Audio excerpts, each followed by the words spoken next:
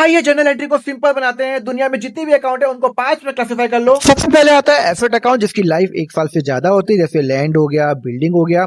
उसके बाद आता है लाइबिलिटी अकाउंट जो मुझे पे करना है किसी को, जैसे कि लोन हो गया, क्रेडिटर हो गया। तीसरा अकाउंट होता है मेरा एक्सपेंस अकाउंट जो कि मेरे खर्चा अकाउंट होता है, जैसे कि सैलरी हो गया, रेंट हो गया। फोर्थ होता है मेरा इनकम अकाउंट जो मैं कमाता हूं, जैसे सेल्स हो गया, कमीशन इनकम हो गया। एंड फिफ्थ होता है मेरा कैपिटल अकाउंट जो मेरा ओनर से रिलेटेड अकाउंट होता है।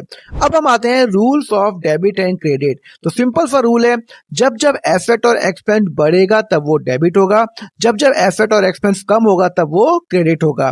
सिमिलरली जब जब लाइबिलिटी इनकम कैपिटल बढ़ेगा तब वो क्रेडिट होगा, और जब जब लाइबिलिटी इनकम कैपिटल कम होगा तब वो डेबिट होगा।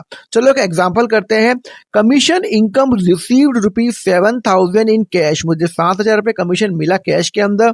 तो यहाँ पे कैश क्या है, मेरा एसेट है, मेरा एसेट बढ़ रहा है, कैश बढ़ रहा है, वो क्या होगा, डेबिट होगा। तो यहाँ पे कैश अकाउंट डेबिट होगा। दूसरा अकाउंट हो गया मेरा कमीशन इनकम, तो मुझे इनकम हो रही है, मेरी इनकम बढ़ रही है, तो यहाँ पे क्या होगा, वो क्रेडिट होगा। जब जब इनकम बढ़ती तो क्या होता है, क्रेडिट होगा। तो मेरी एंट्री क्या हो जाएगी, cash account debit to commission income. अगर आपको समझ में आया तो मुझे फटाफट कमेंट करके आंसर बताओ। अगर मैंने रेंट पे किया 4,000 इन कैश तो उसकी जनरल एंट्री क्या होगी, नीचे कमेंट करके बताओ।